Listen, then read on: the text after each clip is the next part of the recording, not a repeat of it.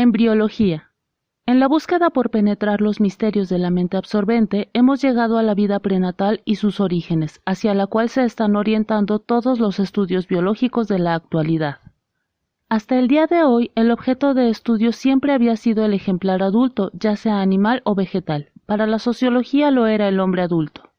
Ahora parece que los científicos se inclinan por el camino contrario y ya sea para estudiar al ser humano u otros tipos de vida, consideran los ejemplares más jóvenes y sus orígenes. Es por ello que se pone énfasis en la embriología, la vida de la célula germinal, unión de dos células procedentes de adultos.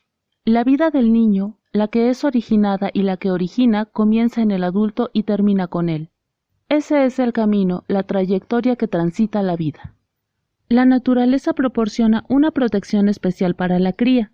Por ejemplo, el niño nace rodeado de amor. Su mismo origen es el amor y una vez que llega al mundo lo rodea el cariño del padre y la madre.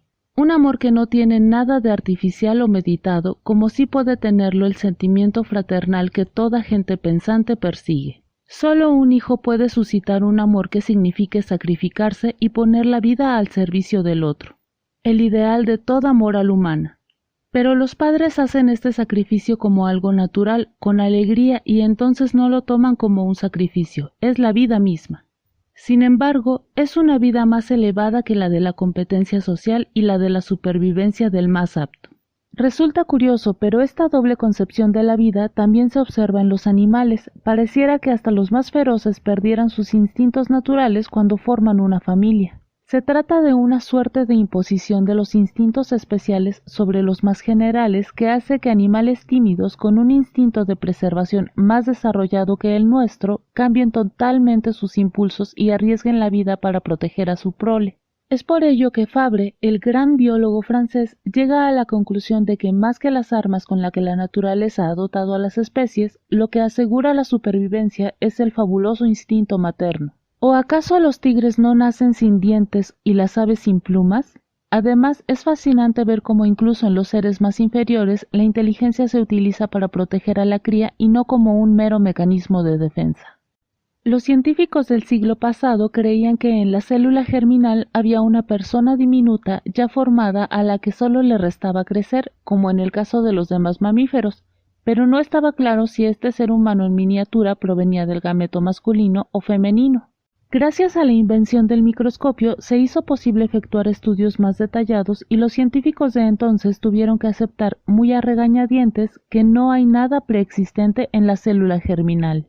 Esta célula se divide en dos, luego en cuatro y así, mediante la multiplicación de células, se forma el ser. Los avances en el campo de la embriología han llevado a descubrir que lo único que hay es un esquema de construcción preestablecido con todas las características de un razonamiento inteligente. Así como para construir una casa se empieza por acumular ladrillos, el embrión acumula células por medio de la subdivisión. Con estas células levanta 3 muros dentro de los cuales se construirán los órganos. Este proceso es extraordinario. Se inicia en una célula, un punto, y alrededor de este punto tiene lugar una desenfrenada subdivisión. Mientras tanto, el ritmo y multiplicación en los otros sectores se mantiene igual que antes.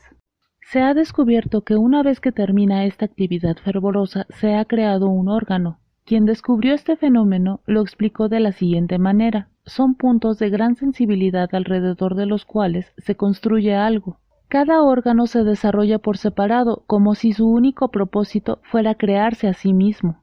En su intensa faena, las células que rodean cada centro se encuentran tan unidas, tan compenetradas con lo que podríamos llamar su ideal, que mutan y se vuelven diferentes a otras células, y toman una forma especial según el órgano que se esté creando. Una vez que los distintos órganos se han constituido independientemente, algo los empieza a interrelacionar, y cuando ya están tan unidos que no pueden vivir el uno sin el otro, nace el niño. Primero, los órganos se conectan a través del sistema circulatorio y luego la unión se completa por medio del sistema nervioso. El esquema de construcción se revela como una operación entusiasta gracias a la cual se crea algo, y una vez que los órganos empiezan a existir, se deben conectar, unir, para que aparezca un nuevo ser viviente. Todos los animales superiores se ajustan a ese plan de construcción, el único que existe en la naturaleza.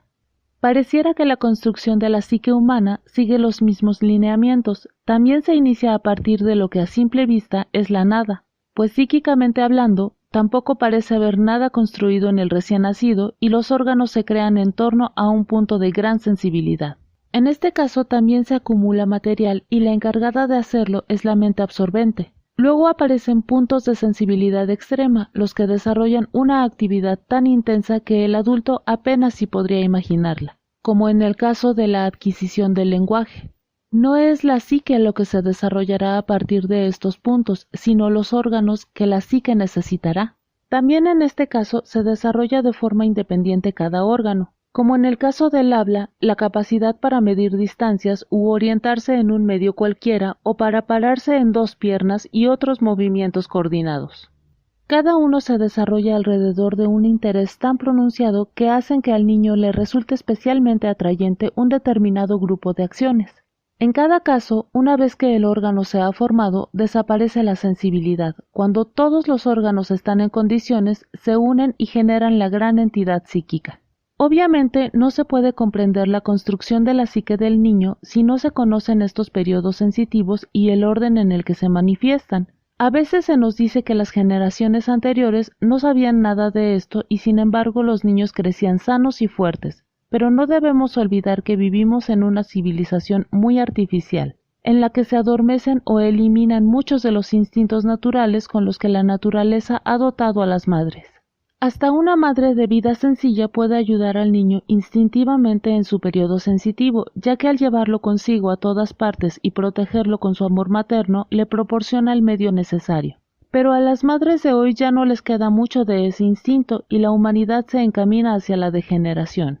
Por lo tanto, es tan importante estudiar las etapas del instinto materno como las del desarrollo natural de los niños, pues se supone que ambas se complementan. Las madres tienen que retomar la cooperación con la naturaleza o la ciencia tiene que hallar alguna manera de proteger y alentar el desarrollo psíquico del niño como en su momento halló la manera de proteger y alentar el desarrollo físico. El amor maternal es una fuerza, una de las fuerzas de la naturaleza y los científicos deben dedicarle su atención para que las madres puedan colaborar conscientemente, ya que no pueden hacerlo instintivamente. La educación tiene que enseñarles que desde el nacimiento pueden proteger conscientemente las necesidades psíquicas de sus hijos y que no es conveniente delegar estas funciones en guarderías impecablemente higiénicas con niñeras muy bien preparadas pero que apenas satisfacen sus necesidades físicas. Es un hecho comprobado que estos niños hasta pueden llegar a morir de un mal que llamaríamos inanición mental o simple aburrimiento. Esto quedó demostrado de modo impresionante en una ciudad de Holanda, donde se creó una institución que enseñaba a los padres de escasos recursos a cuidar a sus hijos higiénicamente. A los niños pobres que habían perdido a sus padres se los mantenía en condiciones científicamente perfectas, con buena alimentación y al cuidado de niñeras instruidas en los últimos adelantos en materia de higiene. Pero en este grupo se expandieron las enfermedades y hubo muchos niños que murieron. En cambio, los niños pobres que habían llegado a la clínica con sus padres no sufrieron ninguna enfermedad y por supuesto estaban mucho más sanos que los agraciados hijos de la higiene. Entonces los médicos comprendieron que faltaba algo vital en su institución e implementaron algunos cambios.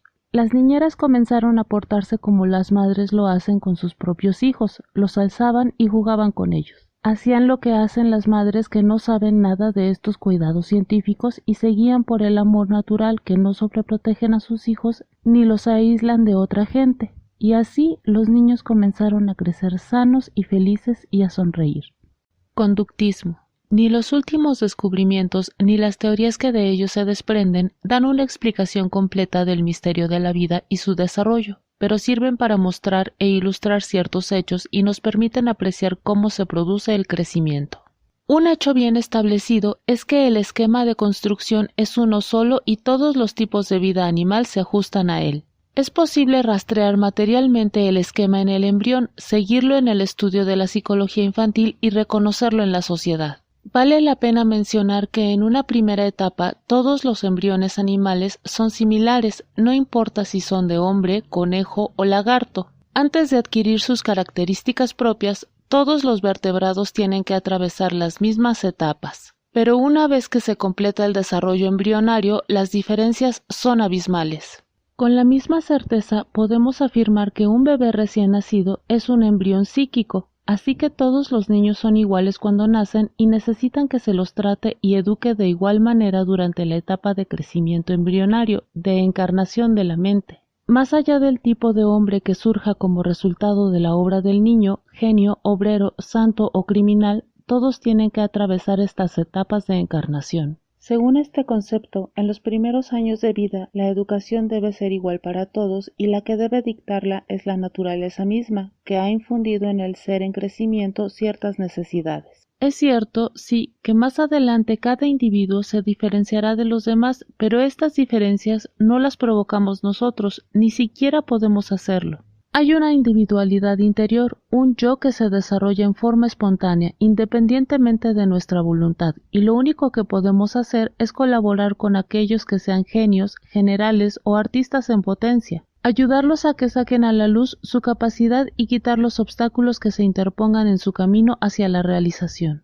Ya hemos mencionado la existencia de puntos de gran sensibilidad alrededor de los cuales se forman los órganos y hemos detallado cómo se conectan entre sí a través del sistema nervioso y circulatorio. Pero la ciencia no está en condiciones de explicar el paso siguiente, la creación de un ser vivo, libre e independiente, distinto de todos los demás y con su propio carácter. En Filadelfia, en 1930, se hizo un hallazgo biológico que refutó todas las teorías de la época. Se descubrió que el centro nervioso de la visión ubicado en el cerebro se forma antes que el nervio óptico y mucho antes que el ojo. Esto llevó a la conclusión de que en los animales se forma primero lo psíquico y luego lo físico, de donde se desprende que los instintos de cada animal y sus hábitos naturales quedan establecidos antes de que se forme su correspondiente físico. Si la parte psíquica es preexistente, la parte física se encarga de terminar su propia construcción amoldándose a los requerimientos de la psique, de los instintos. Los órganos y las extremidades de los animales, cualquiera que sea la especie, son los que mejor se adaptan para expresar esos instintos. La nueva teoría se llama conductismo y se opone a la vieja idea de que los animales adoptan determinados hábitos para poder adaptarse al medio. Antes se creía que el adulto provocaba con su voluntad todas las modificaciones corporales necesarias en la lucha por la supervivencia y que con el paso de las generaciones se iba logrando gradualmente una adaptación perfecta. La nueva teoría no niega nada de esto, pero se centra principalmente en las costumbres o conductas instintivas del animal, el cual solo logrará adaptarse al medio si pone todos sus esfuerzos dentro de los límites de su propia conducta. Tomemos como ejemplo la vaca, un animal fornido, robusto y vigoroso. Podemos buscar los orígenes de su evolución en la historia geológica. Aparece cuando ya hay una vegetación abundante sobre la tierra. Uno se pregunta por qué ha elegido comer pasto, el alimento de más difícil digestión que se pueda encontrar. Digerir pasto cuesta tanto que hacen falta 4 estómagos para ello. Si tan solo hubiera sido una cuestión de supervivencia, habría sido mucho más fácil buscar otro tipo de alimento, ya que comida era lo que sobraba. Han pasado millones de años y sin embargo seguimos viendo vacas que, en condiciones naturales, solo comen pasto. Una mirada detenida nos muestra que la vaca corta el pasto cerca de la raíz, pero nunca arranca la planta. Es como si supiera que a la hierba hay que cortarla a ras del suelo para facilitar el crecimiento de las raíces subterráneas, porque de otra manera, una vez que la planta madurase, se moriría. Paralelamente, el pasto es de vital importancia para la preservación de otras formas de vida vegetal, ya que sujeta al suelo los granos de arena o trozos de tierra que de lo contrario se volarían con el viento. Sirve para estabilizar el suelo, pero también sirve como fertilizante, dejando la tierra apta para otra vegetación. Así de importante es el pasto en la economía de la naturaleza. Pero además de cortarlo, hacen falta 2 cosas más. Hay que abonarlo y apoyarle mucho peso encima. ¿Existe una máquina agrícola que cumpla estas 3 funciones mejor que la vaca? Esta máquina maravillosa no solo se ocupa del cuidado del pasto y el mantenimiento del suelo, sino que da leche. Sí. La conducta de la vaca parece especialmente preparada para satisfacer los designios de la naturaleza. Del mismo modo, los cuervos y los buitres brindan sus servicios en otra esfera. Son empleados en el departamento de limpieza. Estos ejemplos atañen a la elección de comida por parte de los animales, y si los multiplicamos por los cientos de casos similares que se dan en el medio ambiente, podremos inferir que los animales no comen con el único objeto de saciar su hambre. Su conducta les prescribe la misión que deben cumplir para mantener la armonía en la creación, tarea en la que participan todos los seres, animados e inanimados. Hay otros animales que comen de manera tan desmedida que tienen que perseguir otro fin además de la supervivencia. No comen para vivir, viven para comer. Un ejemplo es la lombriz, que come diariamente una cantidad de tierra equivalente a 200 veces su volumen. Fue Darwin el primero que dijo que sin las lombrices la tierra sería menos productiva. Otro caso que nos resulta familiar es el de las abejas y su función en la polinización. En este conductismo empezamos a notar que los animales se sacrifican por otras formas de vida y que no comen con el único fin de prolongar su existencia. Análogamente, en el océano hay organismos unicelulares que actúan como filtros, liberan el agua de ciertas sales venenosas, para lo cual beben una cantidad que, guardando las proporciones, equivaldría a que un ser humano tomara 5 litros por segundo durante toda la vida. Los animales jamás comprenderán los mandatos que los relacionan con la tierra y su cuidado, pero de su labor dependen las formas de vida más elevadas, la superficie misma de la tierra, la pureza del agua y el aire. Con esto queda bien claro que existe un plan predeterminado, que los órganos se forman para cumplir con ese plan y que el objeto de la vida es obedecer ese oculto designio que armoniza todas las cosas y hace que el mundo sea cada vez mejor. El mundo no fue creado para que nosotros lo disfrutemos, nosotros fuimos creados para mejorar el cosmos. Al estudiar la especie humana y compararla con otras especies animales, encontramos algunas diferencias. La más importante es que a la humanidad no se le ha asignado ningún movimiento físico característico ni ningún hábitat específico. De todos los animales, el hombre es el que se adapta con más facilidad a todo tipo de clima, tropical o ártico, desértico o selvático. Solo el hombre es libre de ir a donde quiera. También es capaz de realizar toda clase de movimientos. Con las manos puede hacer cosas que ningún otro animal ha podido efectuar. Parecería que la conducta del hombre no tiene límites, el ser humano es libre. Posee el lenguaje más variado. En cuanto a los movimientos, camina, corre, salta y gatea. Es capaz de tomar posturas artificiales cuando danza y de nadar como un pez. Sin embargo, en el momento del nacimiento, el bebé no cuenta con ninguna de estas habilidades, tiene que ir conquistándolas durante su más tierna infancia. El niño, que nació sin poder moverse, casi paralizado, con la práctica aprende a caminar, correr y trepar como otros animales, pero tiene que hacerlo con su propio esfuerzo. Adquiere todas las facultades humanas que desde ya son mucho más variadas que las de otros animales, pero debe adaptar el ser que está construyendo a ciertas condiciones en las que tendrá que vivir, como el clima y los requerimientos de una civilización que cada vez se torna más complicada. Si el hombre tuviera una conducta estática como los animales, no se podría adaptar a las nuevas condiciones que van cambiando de generación en generación. Todo hace suponer que la naturaleza ha impuesto la tarea de la adaptación solo para la niñez. El adulto no se adapta. El adulto mira a su tierra como el mejor sitio del mundo, no importa si tiene muchos defectos, y jamás logra dominar por completo los sonidos de un idioma extranjero, aunque sea mucho más simple que el suyo, el cual le resultó tan fácil de aprender en la infancia. Los adultos pueden admirar un paisaje y recordarlo, pero el niño lo absorbe inconscientemente y lo convierte en parte de su psique. Así encarna en sí mismo lo que oye y ve como el idioma y produce transformaciones reales. Los psicólogos llaman a este tipo de memoria neme, y su función es construir una conducta que se adapte al sitio, la época y la mentalidad de la sociedad en la cual vive el individuo. A veces los adultos tienen sentimientos o prejuicios, en especial los religiosos, que tal vez su razón rechace. Sin embargo, nunca lograrán desprenderse del todo de ellos porque son parte de su persona o, como se dice comúnmente, porque lo llevan en la sangre. De esto se sigue que para cambiar las costumbres de una nación o para acentuar más vigorosamente las características de un pueblo, nuestro instrumento debe ser el niño, pues si nos manejáramos con los adultos no podríamos hacer mucho en ese aspecto. Para cambiar una generación o una nación, para ejercer una influencia buena o mala sobre ellas, para revitalizar la religión o mejorar la cultura, hay que centrarse en el niño, que es omnipotente. No hace mucho tiempo, los nazis y fascistas, que cambiaron la personalidad de pueblos enteros a través del trabajo efectuado en los niños, demostraron la veracidad de esto.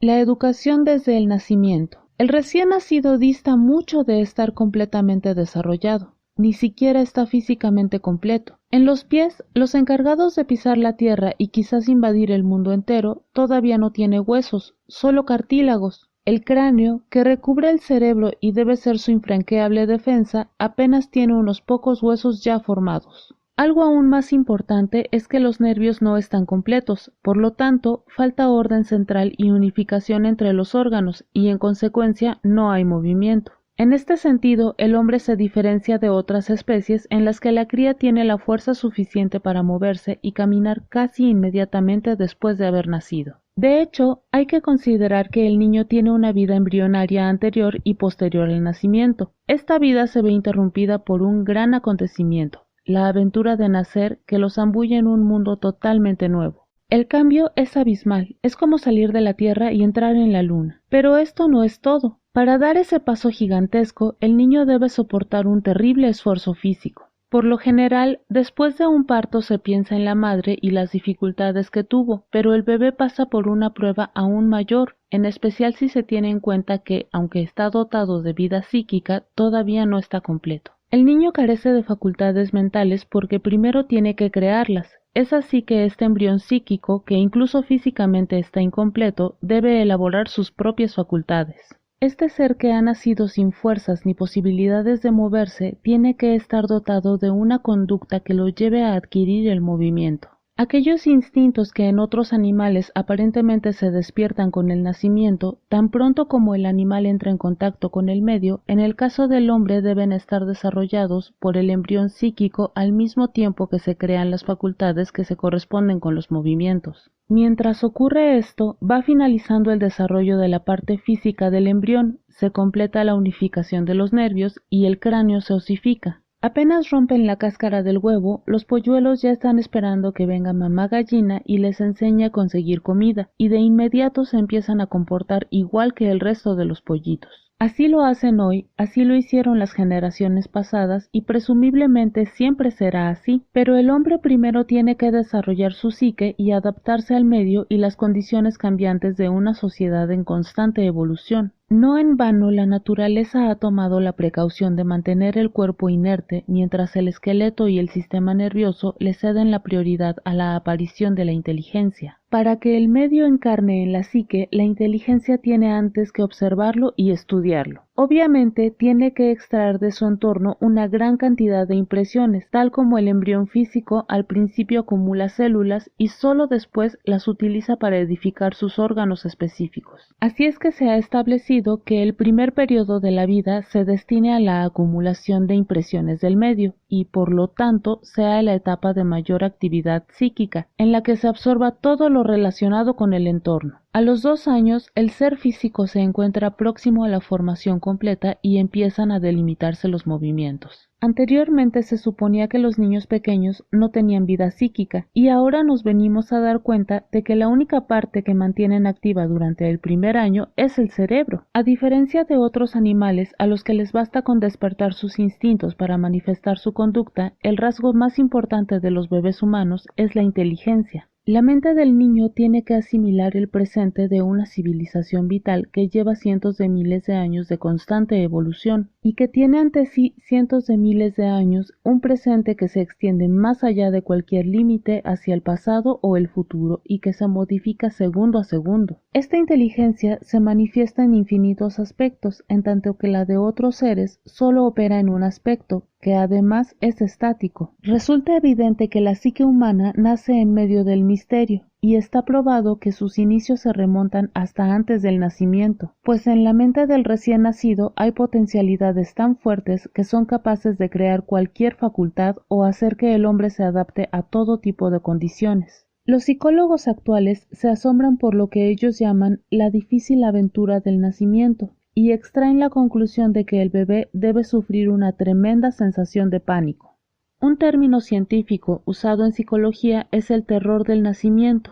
No es un terror consciente, pero sin ninguna duda es posible que el recién nacido se sienta asustado, como cuando se lo sumerge de golpe en agua fría, se lo expone a una luz fuerte o se lo deja en manos de algún extraño. Después del parto, una madre común y corriente siente el instinto natural de mantener a su hijo abrazado contra su cuerpo. Como no le queda mucha energía, se mantiene quieta por su propio bien y así le brinda al bebé la paz necesaria, le transmite su calor y lo protege de muchas sensaciones. Las gatas ocultan a sus crías en algún lugar oscuro y las protegen con fiereza del contacto con extraños, pero a las madres humanas les queda poco de su instinto natural. Ni bien nace el bebé, viene alguien que lo lava y lo viste y lo lleva a la luz para ver de qué color tiene los ojos. Su ignorancia hace que lo exponga a una nueva conmoción y le provoque más miedo.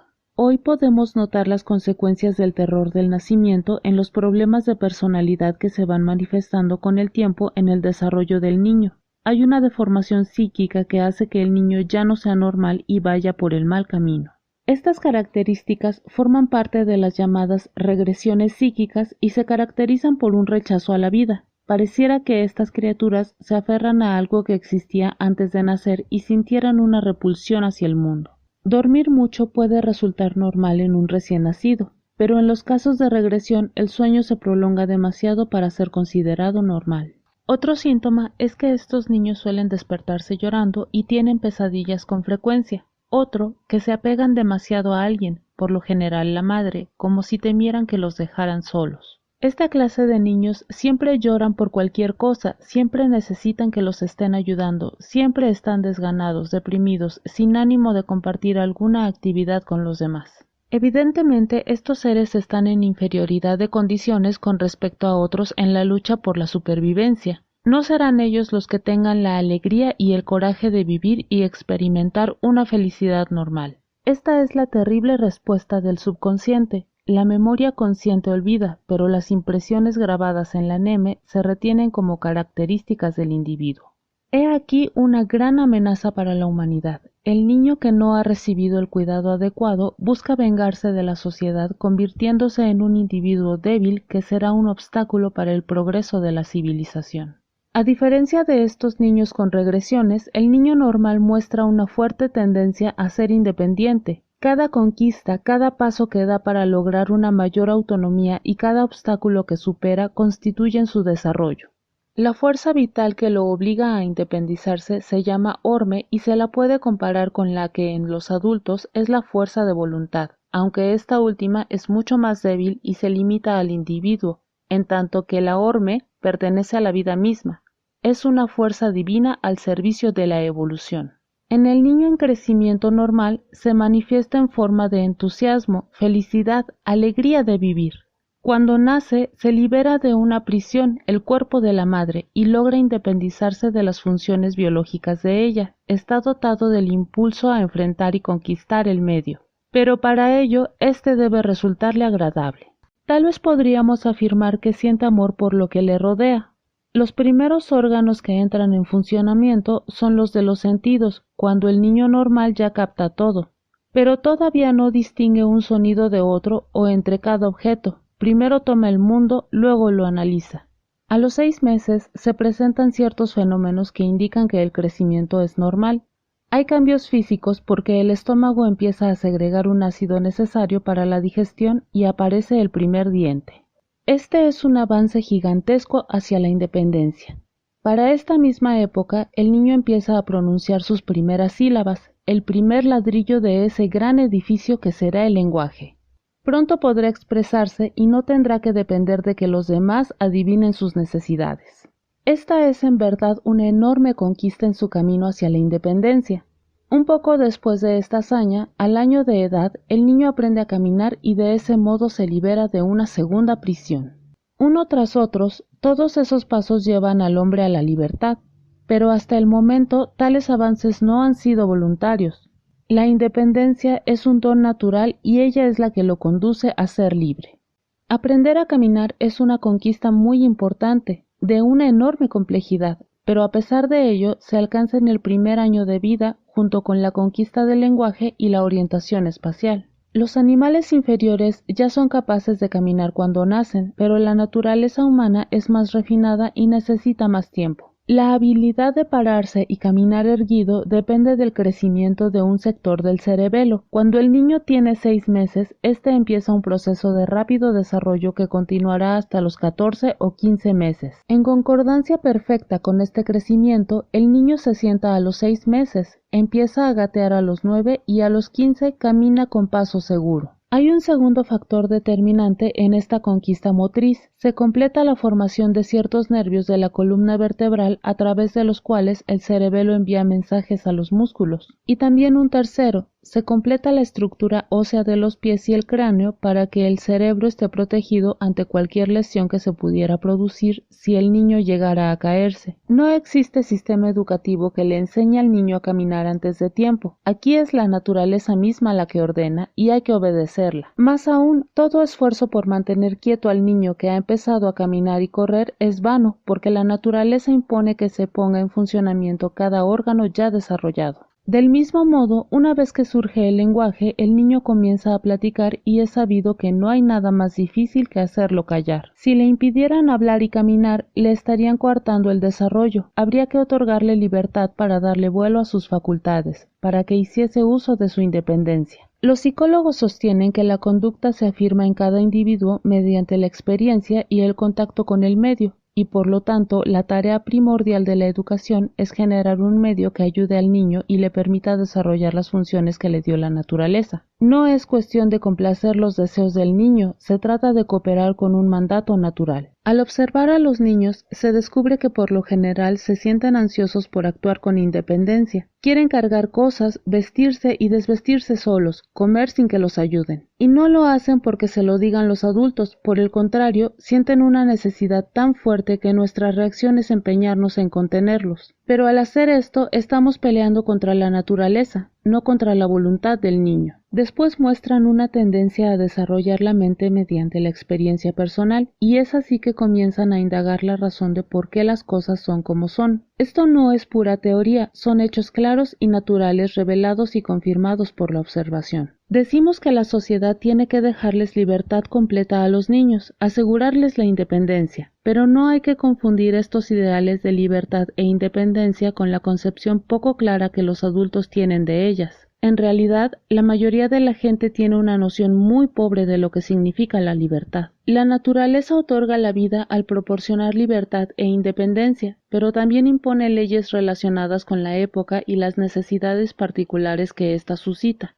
La naturaleza hace de la libertad una norma de vida, la elección entre ser libre o morir. Hoy, la naturaleza nos brinda una herramienta para interpretar nuestra vida en sociedad mediante la observación del niño, que es un espejo de la realidad. La independencia no se presenta como algo estático, sino como un trabajo infatigable en la lucha permanente por conquistar la libertad, la fortaleza y la perfección. Al darle libertad e independencia al niño, estamos liberando a un obrero que se siente impulsado a trabajar y que no puede vivir sin mantenerse en actividad, pues esa es la forma de existir de todos los seres vivientes. La vida es actividad, y solo a través de la actividad se puede perseguir y encontrar la perfección de la vida. Algunas inspiraciones sociales que nos fueron legadas por la experiencia de generaciones pasadas nos presentaban como ideal una vida con pocas horas laborales en la que otra gente trabajara para nosotros. Estas son las características naturales de un niño mal formado que le huye a la vida. Un problema particular al que se enfrenta la educación es cómo ayudar a estos niños mal formados, cómo curar las regresiones que causan retrasos o desvíos en el desarrollo normal. Dado que este tipo de niños no siente ningún amor hacia el entorno y considera insuperables los obstáculos que le impiden conquistar su medio, lo primero que hay que hacer es eliminar la mayor cantidad posible de obstáculos y después hacer que el medio le resulte agradable. Luego hay que proponerle al niño una actividad atractiva, algo interesante que lo incite a seguir experimentando. Entonces, tal vez se consiga que abandone sus ganas de no hacer nada y se interese en algo que lo estimule a trabajar, que abandone la pereza y se vuelva activo, que abandone ese estado de pánico que tan a menudo se traduce en un apego exagerado, y acepte que hay que separarse de los demás, que adquiera la libertad para ser feliz y que conquiste la vida. Ahora podríamos enunciar ciertos principios para la educación de un niño durante los primeros 2 años de vida. Inmediatamente después del nacimiento, el bebé debe permanecer con la madre tanto tiempo como sea posible, y en su entorno no debe haber nada que obstaculice la adaptación, como una temperatura distinta de aquella a la que el niño estaba acostumbrado antes de nacer. Demasiada luz o demasiado ruido, pues él viene de un lugar donde reinaban el silencio y la oscuridad. Hay que tocar y mover con sumo cuidado al bebé, no se le debe sumergir en la bañera de golpe ni se le debe vestir luego bruscamente y deprisa. Cualquier brusquedad al tocar a un recién nacido inevitablemente lo afectará, pues el bebé es exquisitamente delicado tanto física como psíquicamente. Lo mejor es mantener al recién nacido sin ropa, en una habitación bien calefaccionada y en la que no corra viento, y para llevarlo de un lugar a otro, abrigarlo con una capa suave. De esta manera permanecerá en una posición similar a la fetal. En la actualidad hay una tendencia a cuidar a los bebés con la misma dedicación con que se atiende a los hombres malheridos, solo que con más esmero y minuciosidad. Además de la protección y el cuidado higiénicos, habría que considerar a la madre e hijo como dos partes inseparables de un mismo cuerpo que siguen vitalmente conectadas por un magnetismo animal. Necesitan estar aislados de los demás por un tiempo y recibir todo tipo de atención y cuidados. No es aconsejable que los parientes o amigos besen y acaricien al bebé ni que las enfermeras los separen de la madre. Una vez que se ha superado esta primera etapa, el niño se adapta con facilidad al mundo al que ha ingresado y comienza a recorrer el camino hacia la independencia. Su primera conquista es el uso de los sentidos, una actividad enteramente psíquica, ya que por el momento su cuerpo está inerte. El bebé mantiene los ojos en constante actividad, no solo percibe imágenes, las busca como si fuera un investigador. A diferencia de los animales inferiores que tienen una observación limitada y solo se sienten atraídos hacia ciertos objetos guiados por su comportamiento, el niño no tiene límites, capta todo el medio y lo incorpora a su psique. Quiere el mundo, todo lo que le rodea, para así adaptarse a la vida. Es un grave error recluirlo en una guardería, algo así como una cárcel, con una niñera por toda compañía y hacerlo dormir todo lo posible como si estuviera inválido. La niñera no le hablará mucho porque es higiénico tener la boca tapada. ¿Cómo entonces el niño aprende a hablar?